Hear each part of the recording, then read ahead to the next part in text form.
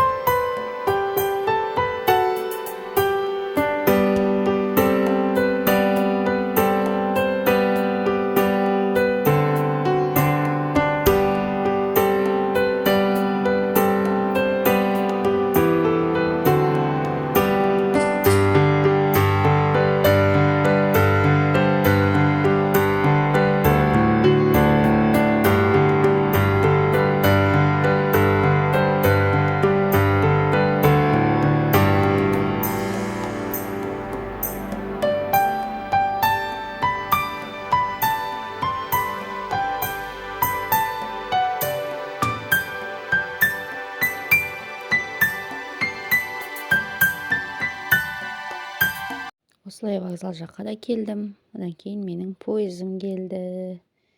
Барлығымыз жұмысшылармен бірге таласып мініп алған болатынбыз. Осылай пойыздың іші осындай бос болды. Әр разъездерден, станциялардан адамдар көптеп мінетін болады, жұмысшылар мінетін болады. Әр жерге тоқтап, жұмысшылар керекті жерінен түсіп қалады. Осылай мініп алып жүріп кеттік, жолымыз болсын деп.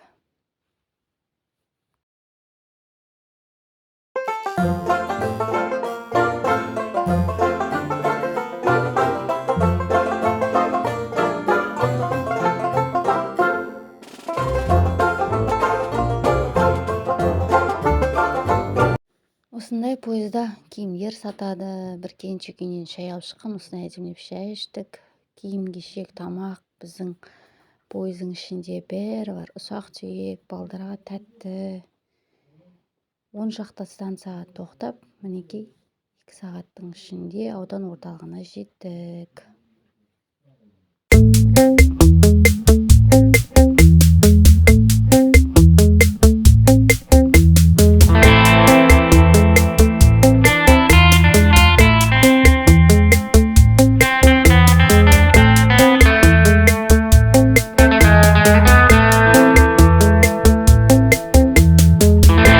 Ауданға келіп, машинаға отырып, баратын жеріме таксимен жетіп алдым. Мен ауруханаға барамын. Сол жақтан мен осмотр өтетін боламын. Мен осылай шалқардың көшелерін түсіріп бардым. Осылай емханаға да жеттім. Барлығын бірдей түсірген жоқпын. Ішінде мінекей рентген диагностика деген осындай күшті нелер стендтер іліп қойған екен. Әйелдер кеңесханасы дейді. Әр кабинет жақтардың қасына осындай әдемі етіп шаруамды бітіріп, пойызға қайттан келдім. Пойыздың ішінде әдеттегідей саудагер апамдар сөйтіп жүріп ауылыма жетті. Мен мінген пойыз ары қарай кетіп бара жатыр. Түсіріп тұрмын.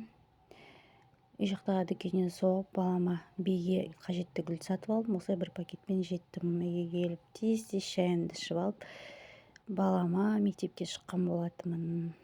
Сөйтіп үйден шығып, мектептен алып келуге жолды түсірдім. Арасында өзімді де түсірдім. сіздерге сәлем деп.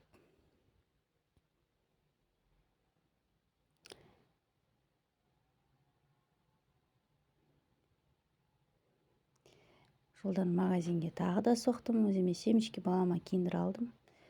Ауылды түсіріп, мектепке жетер жолда солай түсірдім. Мына жақта бізде мосты астынан өтеміз, үстінен пойыз жүреді. Бұл жақтың барлығы су болып жатыр. Мектепке де жеттім. Мектеп пен үйдің арасы өте алыс бізде. Біздің мектебіміз Бесшіл жалпы орта мектебі. Менің балам шықты. Киндер сюрпризге қуанып, өте жақсы көреді киндер сюрпризді.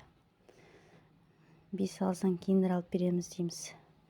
Баламды алып екеуміз қол ұстасып үйге қайттық. Басында осылай жүргенбіз, кейін ол мені тыңдамай алға қарай жүгіріп кетеді. Тез-тез үйге жетіп алдық.